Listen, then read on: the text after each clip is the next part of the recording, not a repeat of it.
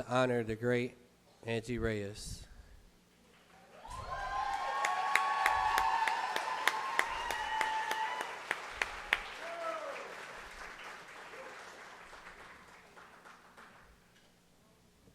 That's my mama, y'all.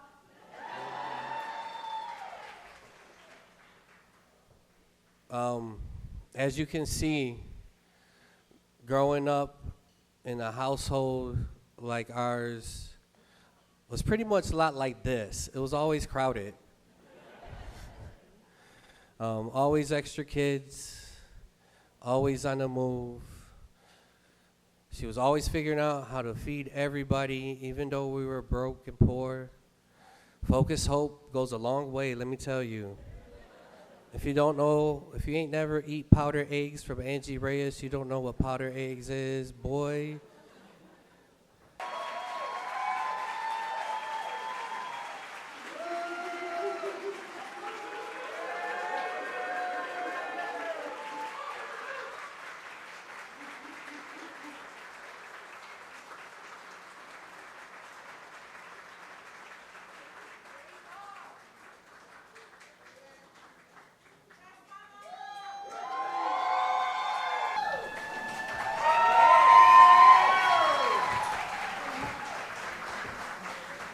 So we have here, created by artist Chris Turner, local artist here in Southwest Detroit.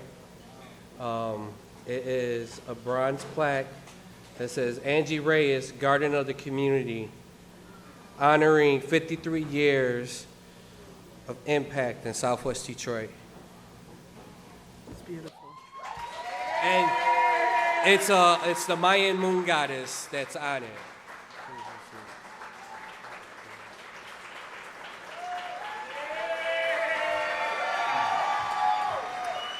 I don't know if you want to hold it, it's too heavy. Yeah, beautiful. You can hold it for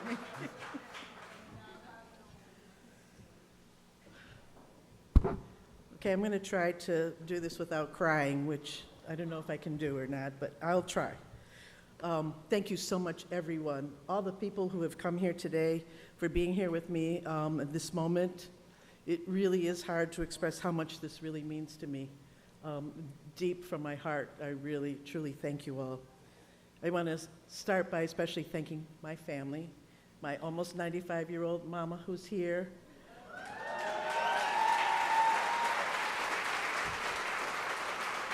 Several of my 9 siblings are here too that came from far away.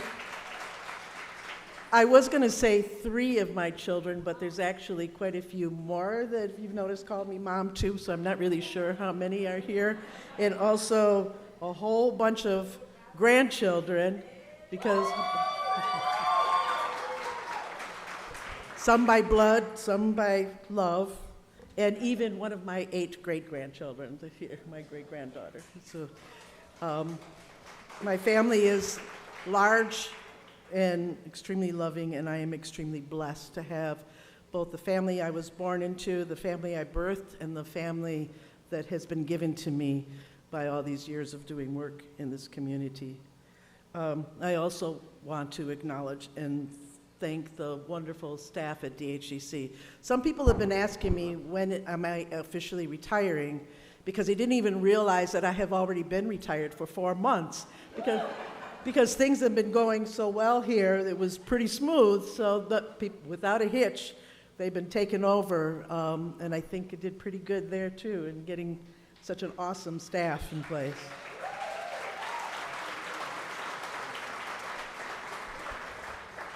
Since this is the last time I will be addressing you guys formally, I hope you give me a few minutes to say a little bit more than I would normally say. Take all the time you want. All right.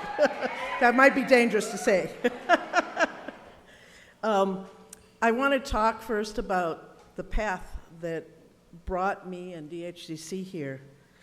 As you've heard in some of the stories, this organization was born from pain and sorrow, as well as joy and love.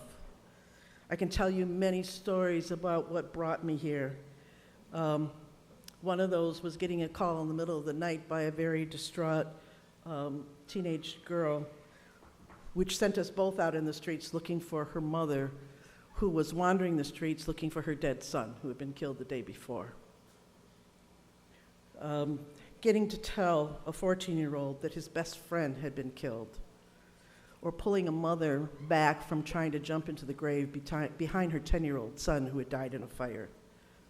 There were many, many stories like that over the years that I cannot begin to share with you how much was impacting the young people in our community during that time. But there was also a tremendous amount of love and humor, especially from the young people that were really struggling to make sense of the world that they were in. There's one story that I haven't shared a lot, that I was at my comadre's sister's wedding reception at a hall in Southwest Detroit, right? And all of a sudden, my compadre comes up to me and says, "Angie, there's a group of really scary-looking guys at the door asking for you." I said, "Oh, okay, let me go see what's going on." So I went over to the door, and there was about 6 of the young guys who were in my program who were there. And I said, "What are you guys doing here?" And they kind of sheepishly looked at me, and they said, "We saw your car in the parking lot, you know, that hoopty with the 3 different colors? And we wanted to see what you were doing here." So, I had to send them on their way. But when other people saw scary guys, for me, those were my kids that I cared deeply about. I didn't see scary guys. They were part of my family. Many times over the years, don't worry, it looks long, but it's just that the letters are really big because I have a hard time seeing them. Many times over the years, I've been told by people that I scared them, including some of my board members along the way have also told me that I scared them. And that was because I chose to be the one to take those in that nobody else wanted. Kids that were in gangs, people fleeing violence from other countries, ex-felons coming home from prison, 12-year-olds that had been kicked out of everywhere. We could have chosen to do the easy thing and only serve those people who were already on a good path in their life. But then we wouldn't be the organization that we are today. And our community certainly wouldn't be the community that it is today.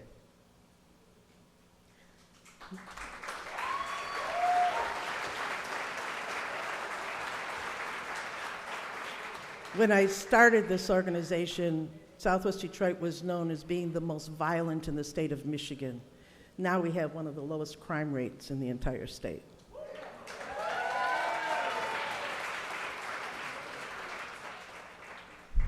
And a lot of people have asked me over time, like, how are you guys able to make a difference? What makes you successful? And I have to say that really our theory of change, for those of you who know about logic models and theories of change, right? But it has always been one of self-determination. It's that we are of, by, and for this community, created, led, and served by those with the same lived experience of the ones that we serve and who are intertwined in the life of this community. Close enough so that the people in this neighborhood are willing to trust us with their pain and their struggles, but we're also able to see their strength and their resilience. And we are also able to see those things that are missing, not within them, but within the systems that surround them, and to work really hard to try to fill those gaps to support people in becoming the best people that they can be. All this takes not just vision, but a deep and abiding love, understanding, and trust for our community. We have also lived by the mind saying, and Lakesh, which means I am another you, or another way of saying, love your neighbor as yourself. That is why we have always opened our doors to whoever comes through them and provide them with unconditional love, helping them to find their true selves.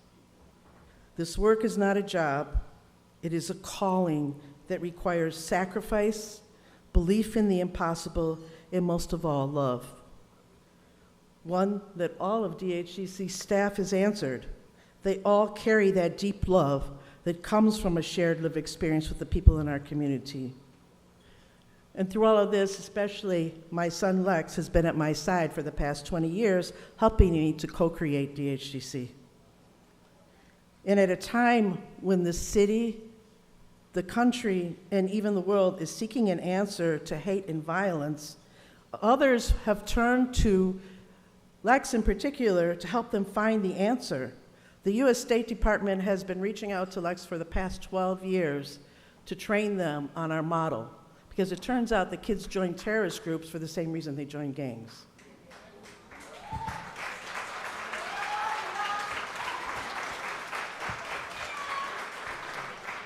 This is DHDC's legacy that I leave behind, along with the people I know who will carry on my life's work forward into the next generation.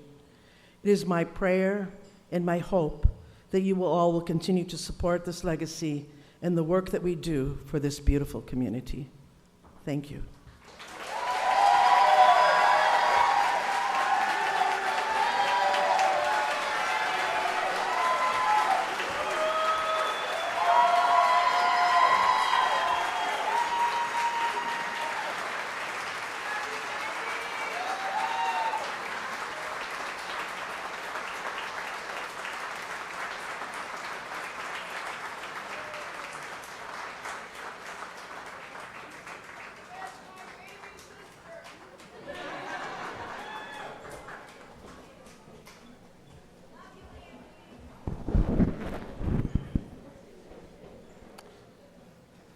So that concludes our program. We can't get any more better than that.